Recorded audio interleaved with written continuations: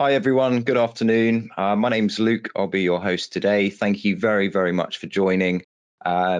It's evidently turning out to be quite a popular topic, this, so we're still having people joining at the moment, so I didn't want to keep you on hold for too long.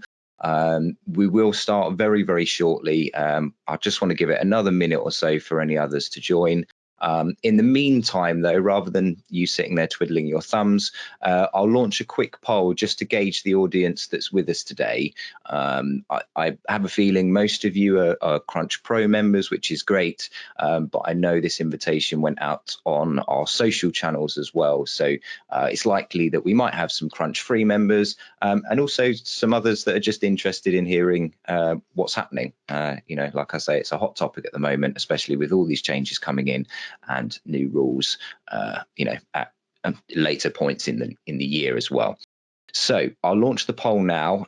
Feel free to answer it if you don't want to. It's not, you don't have to, but I'll put it on now, and we'll just see who's with us at the moment. Okay, the results are in. Awesome. There is some. Okay, brilliant. Well, we've got a 90% Crunch Pro ratio to a 10% Crunch Free. So as I thought, we might have some other members in here. So welcome to each and every one of you. I'll also quickly just find out what type of business you are as well. So this will help us also understand the interest in this type of topic. Obviously, today we are going to be covering changes to limited companies and sole traders. So I'll quickly launch this poll just to get an understanding of the audience in that respect as well. Call that poll filled up quickly. Everyone loves a poll, right? Let's get that closed down as well. Okay, cool. So vast majority limited company, a handful of sole traders, which is good. So like I say, we are going to cover both topics in any case, and a 1% which has been listed as other. So no matter what business type you are, hopefully this will help you either way. And as I say, today we are going to be talking about a number of different things. So as it says in the title, tax changes. This is always a popular topic for everyone. From one year to the next, it typically changes all the time. So what we'll do is we'll get cracking, and I'll give you a summary of what it is that we are actually covering today. So we've got tax changes for 21 and 22. So this is the year that's just about to end. We also have tax changes for the year that's impending at the moment. So my name's Luke Young. I'll give a short and sweet introduction as well. I'm client education specialist of Crunch. I've been here for over, I think maybe it's coming up to 6 years now. I'm joined by Michael. He is our FCCA Technical Services Manager. He is an accountant, so he will be here to help me when I start to flutter at the more technical side of things. And then in the background, we've got Katie Mulray, who is also a client education specialist, and she's on hand to actually help answer any questions that you have as we move through. Now, I want to be sure that we stick within the time frame. So any questions you have, feel free to type them in. Katie will do her absolute best to give you the answers, but I want to assure you that any that don't get answered, we will follow up with each and every one of you. So don't worry if your question is not answered. We will be in touch.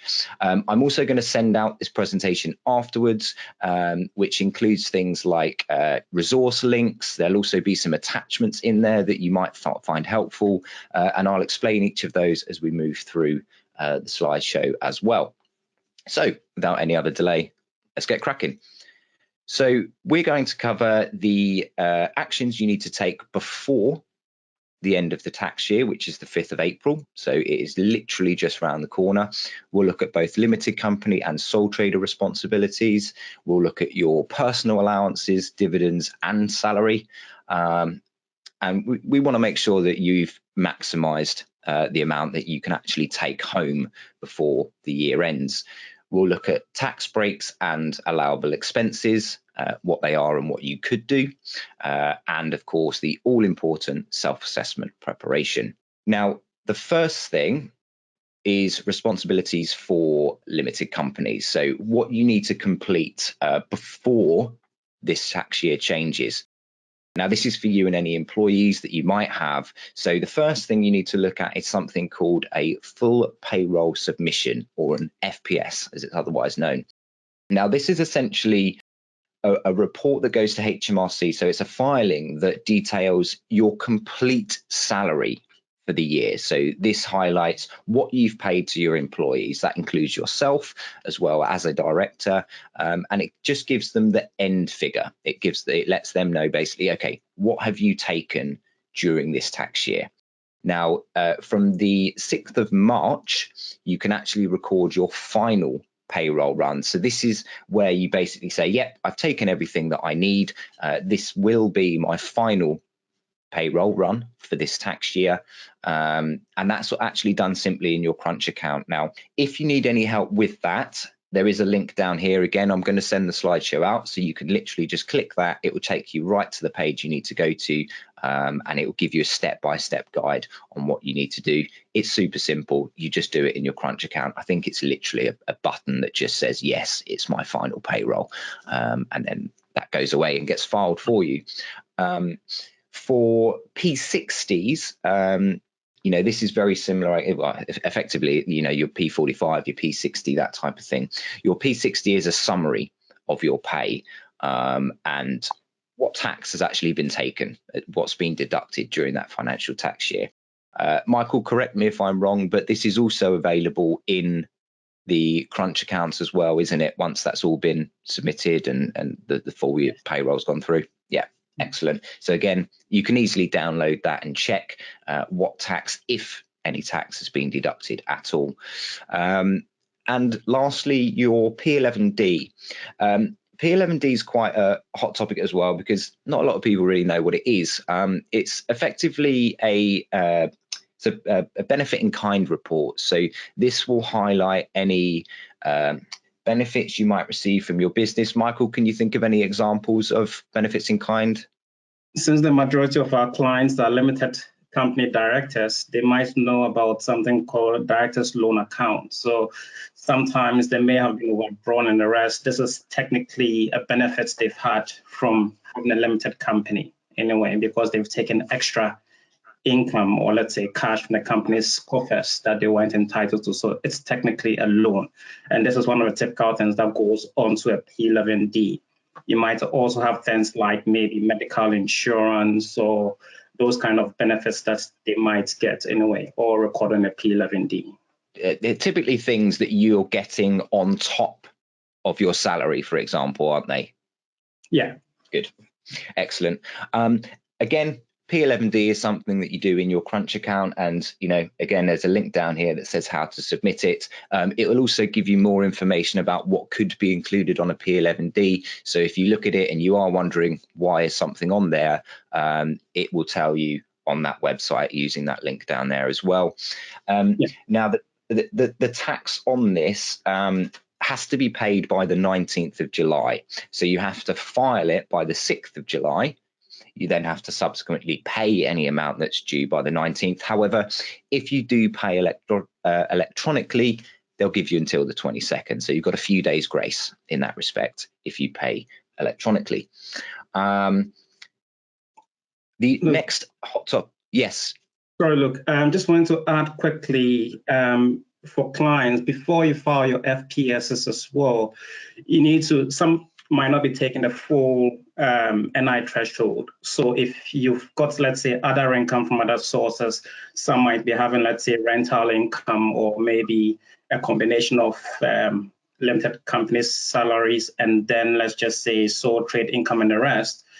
You might want to speak to an accountant to find out what you should take in your final month's salary before you file your FPS.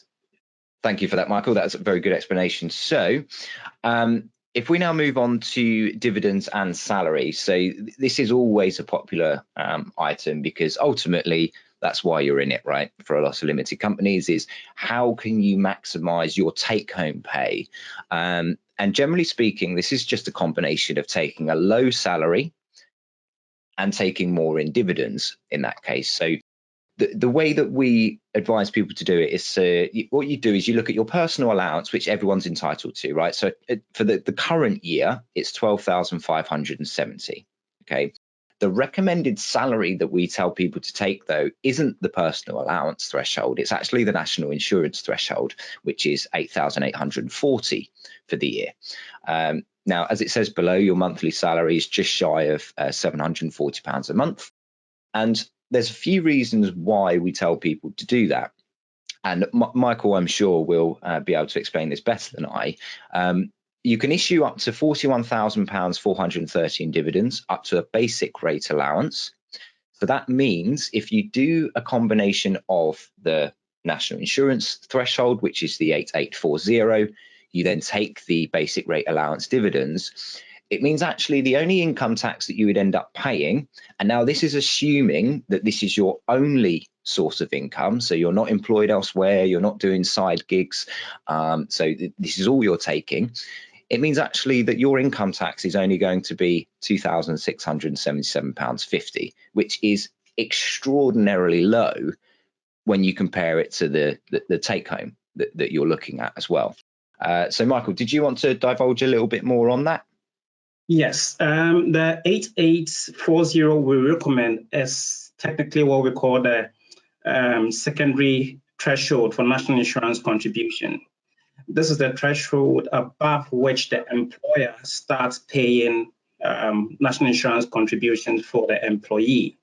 So the reason we recommend that is that if the employer starts paying a national insurance contribution, it's an extra cost on the business.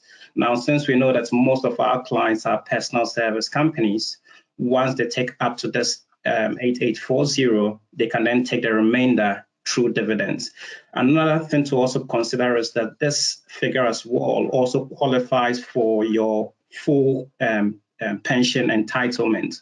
So every individual has to contribute around 35 years of qualifying years towards the full state pension entitlement. So if you take up to the secondary threshold for salary, that also counts as well. Perfect. So yeah, some very, very good reasons for why we recommend it. And I'm sure others do very similar, if not the same, as well when advising people how to be tax efficient with salary and dividends. So the actual breakdown for this is as follows. So you have 41,430 in dividends. The breakdown is that £3,730 of it is tax-free on top of the £2,000 tax-free allowance you're given anyway as a dividend allowance. Now, the way that works is you take the difference between the personal allowance, which is the 12,570, minus your national insurance allowance, which is the 8,840. Therefore, you're left with that nice additional extra boost on top of your dividend allowance, which means actually you're only being taxed then 7.5% currently, which is the basic rate on 35,700. So that's how we got to that income tax figure earlier as well. The one thing to be aware of, and some of you that aren't, or perhaps this is your first year of trading and this is your first year of dividends, you'll notice that the jump between the next bracket is considerably higher than the first bracket as well. So it's quite a big difference. So any dividend issued over 41,430 goes up to 32.5. So quite a big difference in the amount that you're going to get taxed on. Now, that's not to say that if you've gone to 41,500, correct me if I'm wrong, Michael, that doesn't mean that the entirety is then going to be taxed at 32.5. It's only the amount that you've gone above that basic rate allowance, isn't it? Yes. Perfect. So yeah, don't panic. I'm aware that sometimes things just happen and you've gone slightly over. So that doesn't mean everything is at 32.5. It's just any amount that you take over that basic rate allowance. So next up is sole traders. So what is it that sole traders have to do? To be honest, the shortest answer I can give is not a lot. Okay, there's not really, you don't have filing responsibilities per se in the same way that limited companies do. Because you don't technically pay yourself a salary, you can't pay yourself in dividends, you end up with a much simpler tax year. So there's a couple of things that you do need to consider if you're a sole trader. What type of accounting basis are you operating on? So you've got something called a cash basis and then an accrual basis. Now, I won't go into too much detail on this because I think it's quite self-explanatory, but the simplest way I can explain this is with cash accounting, you only really account for stuff when you've received payment. So let's say you've got an invoice that's outstanding, but you haven't had it paid yet. In the eyes of HMRC for your self-assessment, doesn't matter. Okay, if you haven't received the money, you haven't received the cash, doesn't count. Okay, whereas on an accrual basis, it actually looks at things almost like a forecast. So that's where it's almost the opposite. Okay, where you've got an invoice, you're awaiting payment, and that does still count. Okay, because that's done on an accrual. Is that more or less the gist for both of those, Michael? Yes, you've explained it perfectly. Yeah, okay, brilliant. So in effect, all you really need to consider is how are you operating, okay?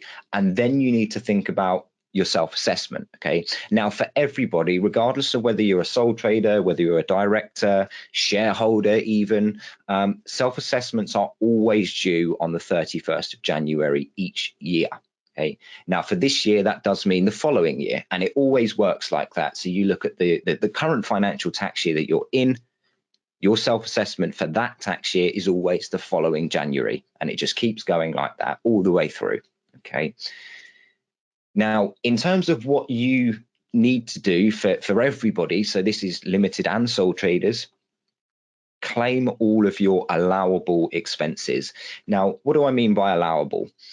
The best way to describe this is you need to look at how your business operates and what you actually do, and do the expenses that you're claiming relate to your trade? Do they relate to the thing that you're doing? You know, if you're an IT firm and you've got an expense for a golfing trip, then that's probably not going to be accepted by HMRC. You know, likewise with things like everyday expenses, food, travel, public transport, flights, whatever. If it's all for the sake of the business, you know, obviously you've got to eat, that's fine. If you take public transport to get to the job, that's fine. Okay. Typically, you want to apply something called a wholly and exclusively for business purposes test. All right. So if you're wondering, can I claim it? Can't I claim it? Sit back, have a think about, is it for business? Is it not? Generally speaking, you'll get your answer. The important thing here is actually also logging your expenses, making sure that you've got a record of them somewhere. Now, of course, if you're with Crunch, that's super easy. You just log into your account, you record them, happy days. Okay. If you're not with Crunch though, and you are just visiting just to get some information, just make sure you've got a record of them, whether that's on some Excel document, whether you've got a shoebox of receipts stored away somewhere, fine. Just make sure you've got them. And talking of receipts as well, yes, HMRC do want you to keep your receipts for 6 years as well. And I know it sounds really bizarre, but if you've got a shoebox, then you're going to end up with multiple, I would imagine. But if you've got something like Crunch, you can just upload those receipts. Happy days. You can, you know, out of sight, out of mind, so to speak, and then you can forget about it. HMRC do sometimes investigate expenses, and they will ask to see copies of them. So it's critical that you do keep hold of those. Michael, is there anything that I've missed or you wanted to add on top of this? Something I come across a lot from an accountancy point of view is the ones that are usually missed, like personally paid expenses paid by a bank account that isn't, let's say, for the company. So directors usually pay for stuff using their own personal bank account, or might be some other sole traders might have a family member paying something on their behalf or some of that sort. These things are usually forgotten. So that is one. And then the other one is also to do with cash transactions. People sometimes take money out of the bank account, which from a limited company point of view, we would mark it down as you drawing money out for personal reasons. But then if you don't record that cash transaction you've made, then you aren't given the credit for that as well. So yeah, those are the ones that usually come up a lot. Perfect. Good point. Very, very good point. Now, it's also worth pointing out as well that for, let's say, for things like, you know, we were just talking about salary and dividends, you know, it's worth noting that your salary is is different to dividends, right? They have different reporting mechanics. They're not really tied into another in any way. Yes, it's money. It's the way you earn things. But for example, your dividends come heavily tied to self-assessment. Okay, it's got nothing to do with your FPS. It's got nothing to do with your P60s or anything like that. They're very different kettles of fish. So the reason I mention that is I've seen a couple of questions coming in at the moment, just asking, are they tied in effect to one another? Short and sweet answer is no. Okay, your dividends are reported on your self-assessment, whereas your salary is reported monthly via payroll runs. You do the yearly FPS at the end. Your P60 is given just as a summarized version of what it is you've received and any taxes that you pay. And then your P11D is just letting HMRC know if you've got any benefits on top of your salary. So again, you've got your dividends to one side, your salary to the other. Yes, it's money, but they're not connected in terms of how you report them. So just wanted to give that a quick clear up, and the same with any expenses for people as well. Your expenses effectively deduct from your taxes. Okay, so for sole traders, your expenses, what you're paying out, you will claim back against your self-assessment to lower your tax bill in effect. For limited companies, it will be for your corporation tax bill. You will reduce the amount of corporation tax that you will pay by claiming for expenses, which is why, again, it's really important to make sure that you're claiming all of them. As Michael's just pointed out, even for personally paid stuff, don't forget about it. Ultimately, if you're paying for something out, for the sake of the business, you forgot your business card, don't worry. Okay, you can still claim it. It's probably, I don't want to say more important, but I can't think of a better phrase. But if you are paying for stuff personally, absolutely make sure you keep those receipts, because of course for stuff like that, you might not necessarily record it in your account. You can do, of course, and you should do to make sure you don't forget it. But it's easily done. So if you want to use those personally paid expenses to give yourself a little bit of a tax relief, don't forget about them as well. So moving on to tax breaks, in fact, and this is where I'm going to likely hand over to Michael. Now, I will caveat this slide with the fact that we cannot give specific advice on either of these points. If you want specific advice, you will need to go to a specialist. However, I will let Michael take over and give you a brief explanation of what they are and what you could look to do. Yeah, thanks, Luke. Yeah, tax breaks basically are incentives that basically government gives to individuals and the rest, or let's say companies anyway. For us as accountants, or let's say tax advisors and the rest, crucial thing here for clients to note is that depending on when you make the payment, that is when it would impact your self-assessment or your company's set of accounts. So let's just say that if you wanted to have the, let's say, pension payments made, or let's say to impact your account for this year, you obviously need to make the payments now, not after the 6th of April 2022, because that would impact a different tax year. Now, from a limited company point of view, you would get a greater reduction, because if you can imagine that 40,000 is basically paid through in one tax year, that should reduce your corporation tax at 19% of the 40,000. Now, there are also instances where if you haven't, for instance, made pension contributions for, let's say, the previous 2 tax years and the rest, and you have more than enough cash, you could actually pay, let's say, 120, and then have that one also to impact your previous tax years as well. But as Luke was suggesting, you basically need to speak to your financial advisor before you do something like this. Okay. Perfect. Thank you very much. So again, if you do want to find out more, we're not going to leave you in the dark completely. There are some useful links that you can check down here. So one for if you're a sole trader and another for if you're a limited company. And this one up here is actually to our partner. So if you do want to speak to somebody about it, there's a link there that you could use as well. So moving on is the all-important self-assessment. Now, this is for both limited and for sole traders once more. And I can see there's quite a number of questions actually coming in. So you're probably seeing me sort of flick between the two different screens, and I'm trying to keep my eyes on this to pick up any relevant questions for the topics that we're on. Now, self-assessment, as I mentioned, regardless of whether you're a sole trader or a limited company, has to be completed each year. So all of you, no matter what, by the 31st of January, you've got to get your self-assessment in. Now, there are a few things that each of you need to do before you're able to do that. For limited companies, if you're using our software, and I'd imagine a large majority of you here probably are, you have to actually wait until your P11D has been filed with HMRC first, and that's going back to that benefit in kind report.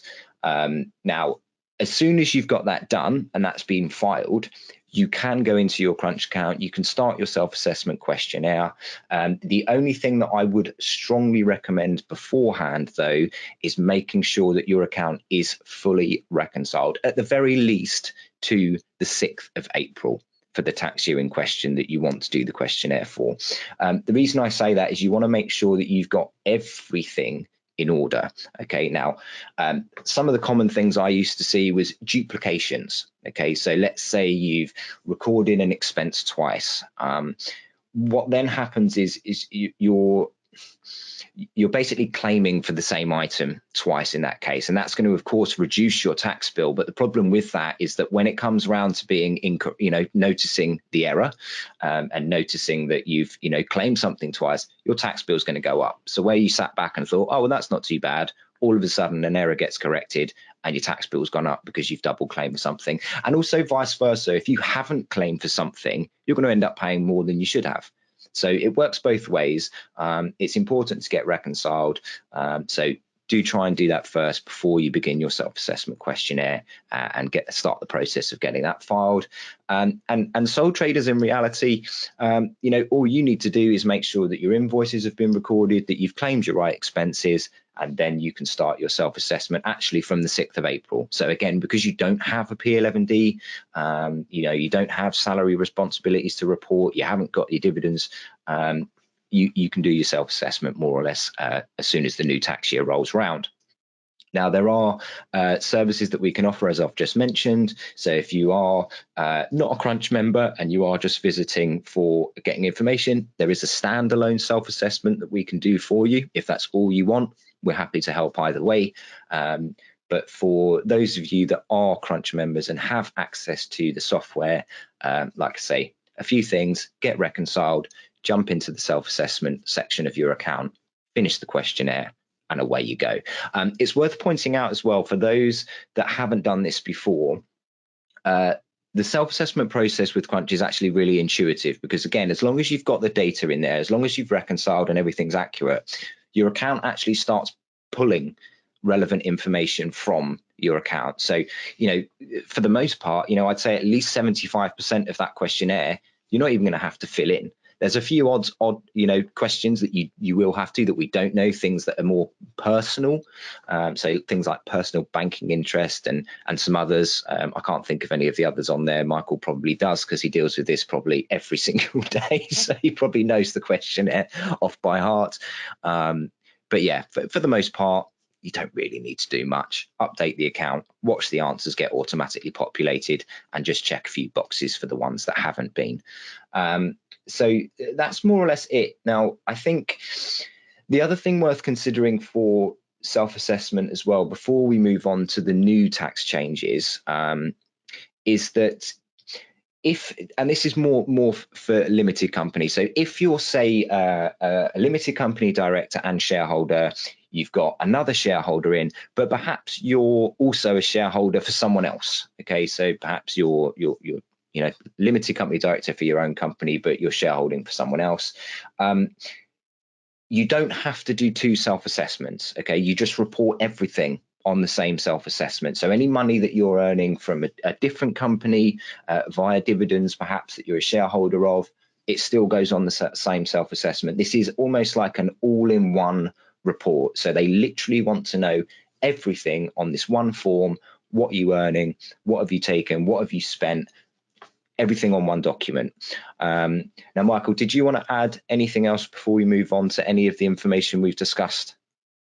Yeah, just quickly, the last point you're making, I think I come across this one quite a lot, where someone probably might have employment income, but then they then are sole traders as well. And then when they come to file a self-assessment, they only declare their sole trade income. Now, what would basically happen is that the self-assessment will be filed okay with a sole trade income only, but then what they would then get is a notification from HMRC that we are adjusting your self-assessment you've submitted because you didn't put X, or let's say whatever income you have from employment on there. And clients are usually confused about it because the assumption clients make is that because I've already suffered tax with it, I don't need to declare it, whereas you basically need to declare everything on your self-assessment. Perfect. Yeah. So yeah, I used to see that quite a lot as well, to be fair. So yeah, thank you for expanding on that as well. Now I'm going to very quickly do a quick skim on the questions, see if there's any simple ones that I could answer before we move on. I'm conscious of the time, and actually we're making good time. We are halfway through now, so that's good. Is the 40k pension allowance per director? It's per individual, isn't it, Michael? That one?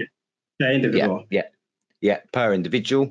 7 is the new tax year. Should I raise a new dividend before this date if I want it for 21?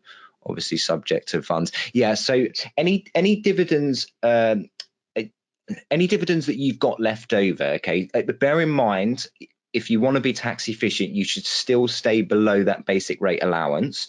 But if you haven't met up to that point yet and you've still got profit in your business to take dividends from, do it.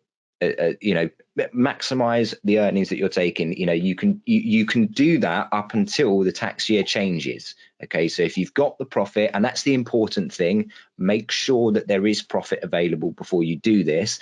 Otherwise, you will end up in a scenario like Michael was mentioning earlier with the director's loan account, where you overtake money from your business, and then obviously that negatively impacts you on the P11D because it's seen as you taking a benefit on top of your salary.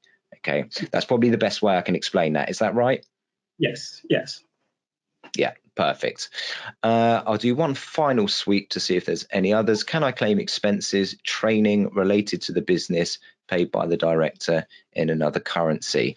I mean, as long, again, you go back to the wholly and exclusive test as well. I mean, the currency that you're paying for it in doesn't make a difference. The ultimate thing here is it for business purposes? If you're again, we'll go back to the IT industry example. If you're in IT and you're buying training manuals or business guides and things like that relate to the IT industry, absolutely fine. If the books on the other hand relate to something completely different, then no, it's very likely that they are going to be rejected, and you won't be able to include those in your accounts.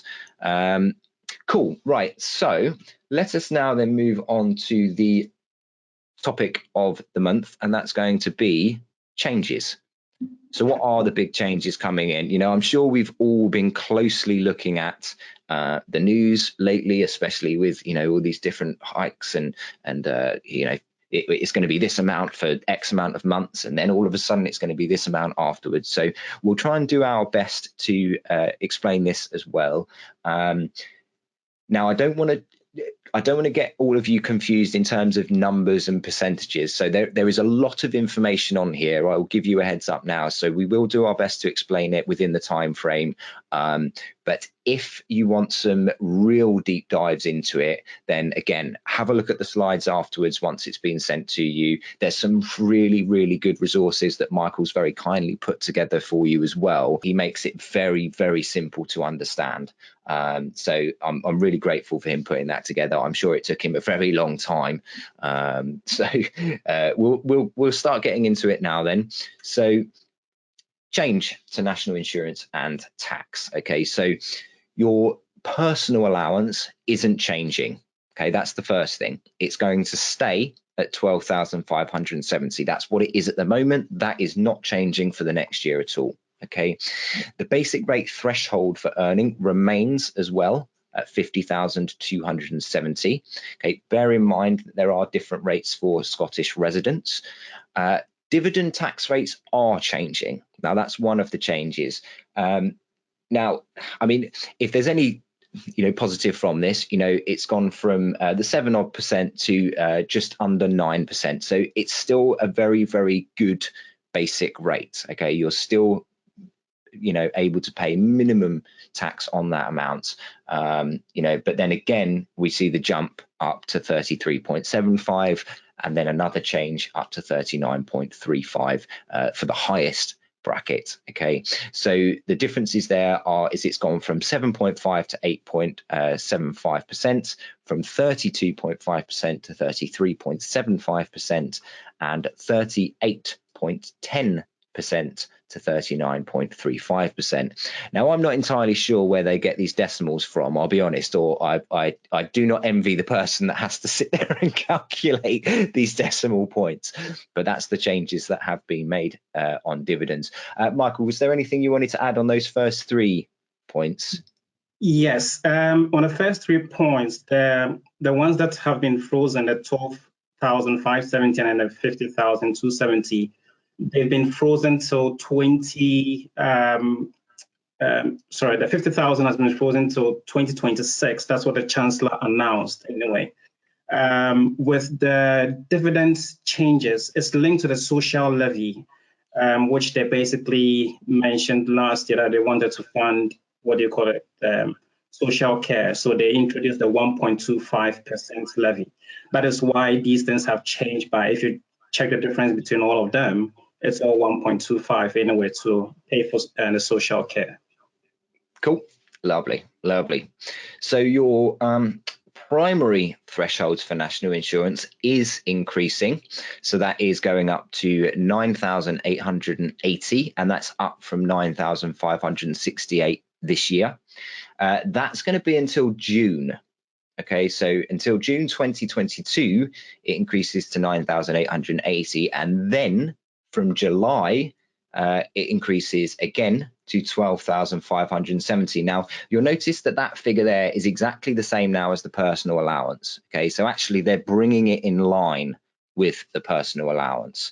Okay, your secondary threshold, so there's 2 different, you've got your primary and your secondary threshold. Your secondary threshold also increases to 9,180, and that's up from 8,840. Now, I think for a lot of people, this is the hot topic at the moment, right? So this is, okay, you're getting a slight increase for a few months, and then actually you're getting quite a considerable increase afterwards to bring it in line to personal allowance. Now, I won't go into this now because, like I say, Michael has put together a very, very interesting comparison and also a very, very handy document to explain all of this. So I'll quickly follow up the last 2 points with the employees and directors pay national insurance class 1 contributions at 13.25 and 3.25. So again, slight raises from the current year, up from 12 and 2%. And employers will pay national insurance class 1 contributions at 15.5%. So that's also a slight increase from 13.8 that we pay currently. Now, the next section, this is where it gets into the sole trader impact. So the previous one was for limited. So again, sole traders. So again, some slight changes here. So small profit thresholds for national insurance increases to 6,725, which is also a slight increase from 6,515. The lower profits limit increases to 9,880 until June, and then it goes to 12,570 in July. So again, it's the same impact there that it was for limited companies with regards to national insurance, but this time it's on your lower profit limit. And Michael, did you want to explain a little bit about the annualized figure that you'd kindly put in there? Yes. So, just for a bit of context, the small profit threshold is when class 2 national insurance contributions become mandatory. Okay. So, you can pay voluntary class 2 national insurance contribution as a sole trader up to the 6,725. that was what it was in the past.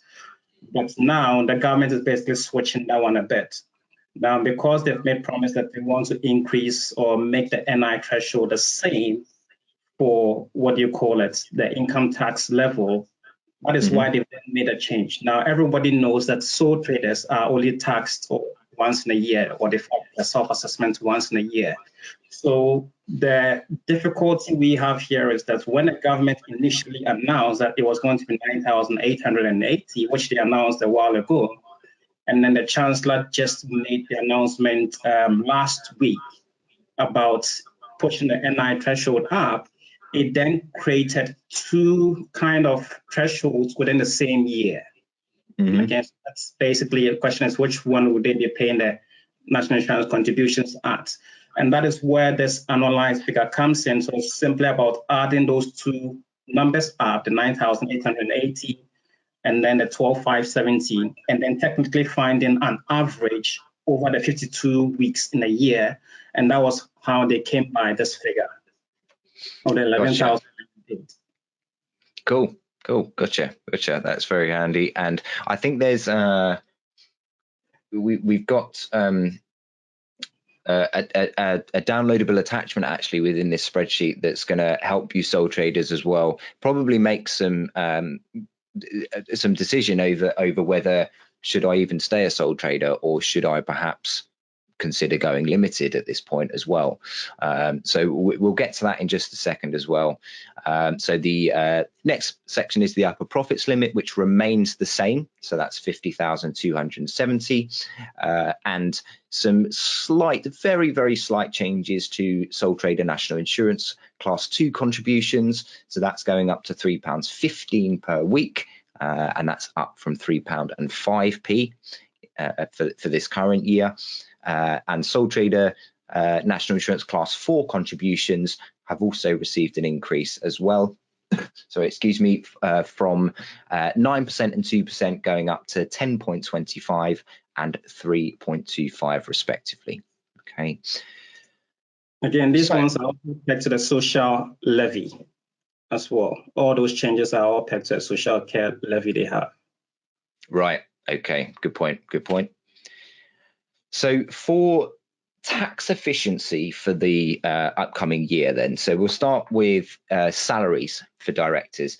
And I think this is where, like you were saying, Michael, where it starts to slightly get blurred a little bit because you're having two threshold changes now within the same tax year, right? So you've gone from, the amount that you get in June to all of a sudden having a different amount now in July. So the important thing here for us, for any of our crunch clients, is to remember that the recommended salary that we tell you to take is for a very good reason. And while it's tempting, I think, to say, well, hang on a minute, I could take 12,570 now. Why are you still recommending that I take the secondary national insurance? And I'll allow Michael to explain that in just a moment. But from my point, the recommended salary is still going to be the secondary national insurance threshold, which is 9,100. You will still pay no tax on that, and the amount per month is going to be £758.33 per month. Your employment allowance of £5,000 towards your national insurance contributions is available if you have more than one employee. And again, we'll talk about the national insurance rise in July. So I think without further delay, let's actually get stuck into that, because I think that's going to be the important thing here is what about the rise in July. So here we go. Here is I'll call it a cheat sheet that Michael very kindly put together. And this explains why it is that we recommend what it is we're recommending. Okay, so I'll let Michael take this away from me and explain this in detail. Okay, so without making it too much of, let's say, a maths lecture in a way, it's just an analysis, and knowing that our clients will be asking these questions. What we tried to do was that we picked, let's say, 3 different rates, one being the 9,100, which is a secondary NI threshold.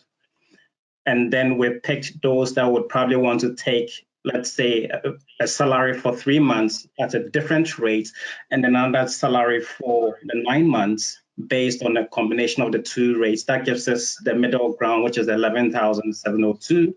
And then we've taken those at the far end as well, which would be at 12,570. Now, what we have to do is that compare across these three categories and then see what the impact would be. So first of all, we know that there'll be employee national insurance contribution at 13.25% for the one on the 12,570. Yeah, and the reason for that is that because the NI rate, or the primary rate, which is where the employee starts paying NI contribution, is on a different figure for 3 months and then changes to another figure for 12 months, you then have that £89, let's say, cost anyway for the employee. It's not for the employer. Mm-hmm. Okay? Then we also look at the effect on the employer themselves. The employer would have to pay, on top of the salary they are paying, employers' national insurance contribution of these two amounts, because the employer pays national insurance contributions once the employee or the director starts earning above the secondary threshold. That is why we usually recommend the secondary threshold. So as long as you pay your employee or director a penny above the secondary threshold, you start paying national insurance contributions as an employer. And that is what we've also laid out there. Then you also have our pro clients who probably wouldn't be paying for payroll anyway, because you have to have these employers deductions and the rest. You then have to start taking on our payroll package. So we've basically looked at all of this. Obviously, the accountancy fees are the same across board. Now, all of these expenses means that they would have what we call a corporation tax savings, because all of these expenses are tax deductible, okay? Apart from the employee NI anyway. So if someone was taking the 9,100, their limited company will be saving 1,935, and you've got a 2,549 and the rest for those on the 11,000 the rest. So these are the corporation tax savings you've got. Now the question we then have to ask is that why should someone go for, let's say, the 9,001 instead of the 11,702? Okay, the difference between that in terms of the corporation tax saving you would have lost. Okay, so not going for the 11,702 means that someone would have lost, let's say, corporation tax saving of £614. Okay? Yeah. But then what we then have to factor in is how much would it cost them to get that extra £614, and the cost is greater than the saving they get, because the cost in this case is going to be £629. So the question is it really viable to pay that extra cost to get that small difference, whereas you could basically leave that money in the company? Fine, you might lose 19% of that through corporation tax, but then you can then take it in the following year as salaries or maybe dividends, because it's been kept in the company. So that's that makes sense. So effectively, what you're saying is that they, they'd end up spending more money on expenses than they need to, for starters, and secondly, the money that's left over on the savings that they've made could carry over to the next year, so that they could actually pay themselves, let's say, maybe out of dividends. Would that in theory be profit left over then carried into the next year? Yes, because the fact is that if they don't meet those expenses, then that means that they would have extra corporation tax to pay. But the point here is that they would only lose 19% of the expenses they didn't make. So that means that it would be 81% would be left in the company for them to take as profit, because the profit will be carried forward into the future. Okay. Perfect. So make that expense, you still have it in the company to take it at a future date. Yeah. Perfect. Again, so thank you very much, Michael, for explaining that. Again, I did warn you there was a lot of figures coming up, so you can't say I didn't tell you. But again, if you want to look at this in more detail, go back through the slides once we send them out to you, and you can see the full breakdown on here as well. Now the next topic is going to be dividends. We've just covered the salaries. We've looked in brief at the impact of that change going through in July. So what about the dividends as well then? So it kind of works in fact, it's more or less the same calculation as what we did at the very start when we were explaining dividend breakdown, right? Is you take the dividend basic rate, which is going to be 41,170 for the next year, and your secondary national insurance allowance of 9,100. Your tax-free dividend allowance still hasn't changed. That's still 2,000. And actually, your tax bill then is going to be 3,123.75 in income tax. Now, this is because you've obviously had a couple of rises. So you've had the basic rate allowance for dividends rise slightly, and I think your tax payable then, if you take the salary and dividends basic rates, it's more, isn't it, than what it would have been previously? Yes, it's simply due to the impact of a social levy they've brought on those 1.25% increments. Perfect. Okay. So I guess it boils down to the question is, I guess this is kind of the long and short of it really is, are you going to be better off next year in terms of salary and dividends, or are you going to be slightly worse off because of the changes to the dividends and the taxes? You'll be slightly worse off. Okay. So there's a that's the government for you, ladies and gentlemen. There you go. There you go. So that is something to bear in mind. With these changes, you are going to be slightly worse off, unfortunately, in terms of tax efficiency for directors. Again, I suppose to some extent, can't grumble too much when you are paying the amount you are for the amount that you take home, but it is something to be aware of. Again, there's a couple of handy articles down the bottom. What taxes are you paying on your dividends? That's a helpful knowledge article. And also I'll just touch on payment on account. In fact, this is probably something that's going to be of interest to both limited and sole traders. So I might save this towards the end just because I'm conscious of time. So we'll move on to the next. Now, I'm going to very, very quickly skim through this because I'd imagine a lot of you are probably aware of the word IR35 at this point. But it's a brief reminder to all of you that those changes did come into effect last April. That I believe they keep to some extent refining these further and further as well, but do always keep in mind IR35 status and risk. There is a IR35 calculator that's linked to this presentation, so if you want to find out your status, fill in a couple of questions and then it will actually tell you whether you are in some risk of IR35 or not at all. Michael, is there anything you wanted to add very quickly to this before we move on? I think we've got a bit of almost out of time anyway, so I'll catch up on this one on the store trade debt. Yeah, perfect. Again, just a continuation of IR35 rules. So have a read over those at your own leisure if you do want to refresh your memory on any of this. Now, next up, we mentioned earlier about sole traders. We're not going to forget about you. So as we talked about, you don't take salary, but it doesn't mean that you can't be savvy. Okay. So the question becomes, have you ever thought about becoming a limited company in order to benefit from things like dividends, for example? It's one of the key benefits of being a limited company. And as you can see, when you're taking home that amount of money and paying that amount in income tax back, kind of makes you wonder a little bit, right? So there are some key differences that you do need to consider between the two business types. So limited companies do have complex reporting. Okay, so as it says, there is more paperwork to consider. Okay, limited companies can cost a lot to operate as well. There is a limited liability, which means that if, let's just say, something went wrong, then your company is liable and not you personally. You've got greater tax efficiency when profits exceed a certain amount. And of course, it can improve reputation and credibility with, borrowing for example, borrowing money from people. Sole traders, of course, simpler accounts. It's basically a self-assessment. That's all it is. Considerably cheaper to operate. There's unlimited liability, which means if something does go wrong, then it is you personally accountable.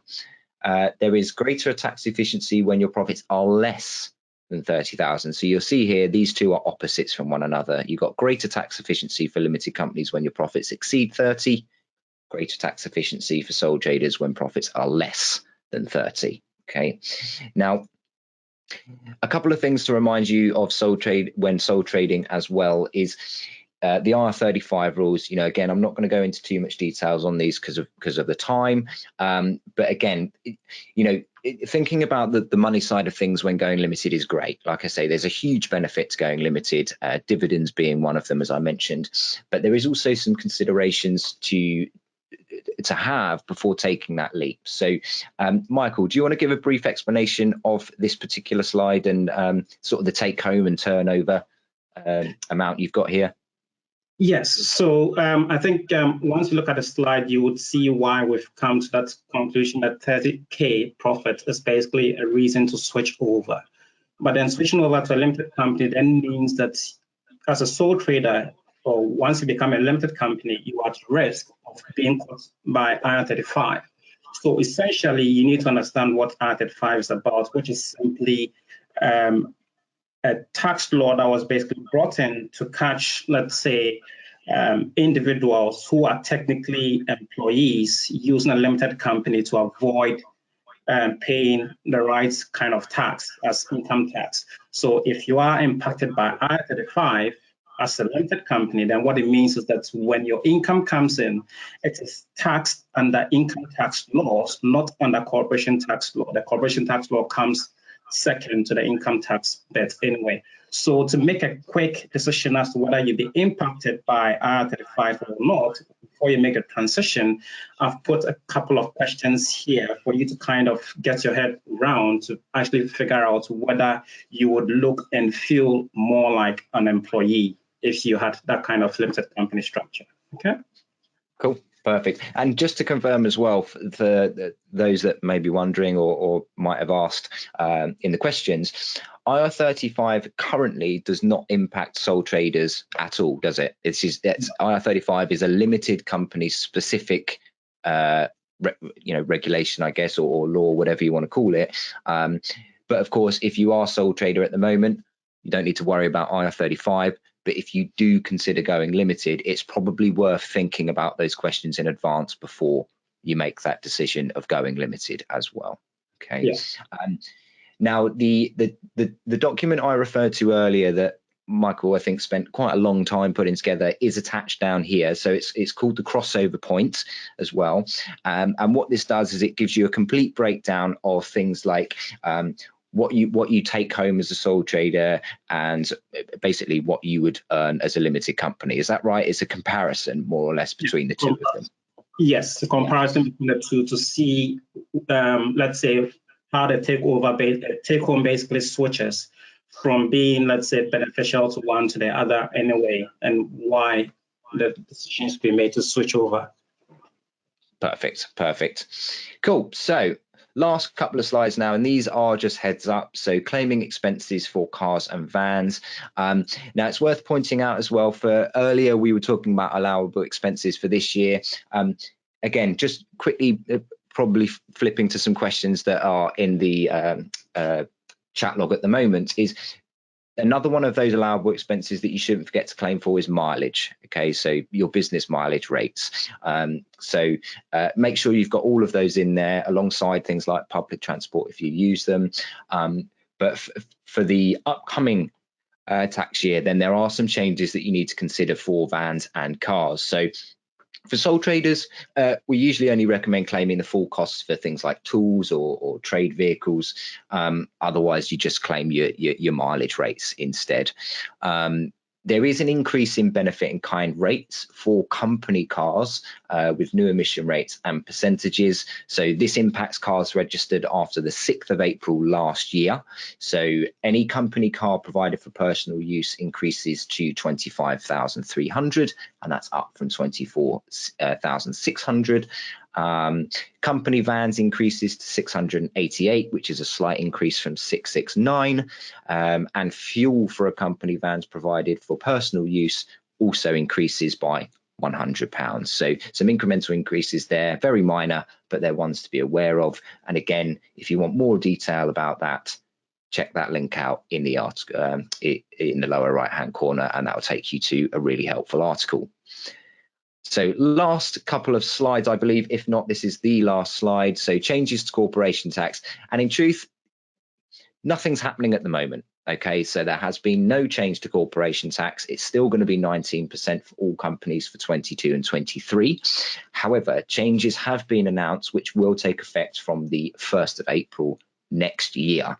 So the big one here is the fact that, I mean, corporation tax is going to stay at 19%, but for business profits up to 50,000. Okay, then there's going to be a tapered increase to a main rate of 25% for profits over 250,000.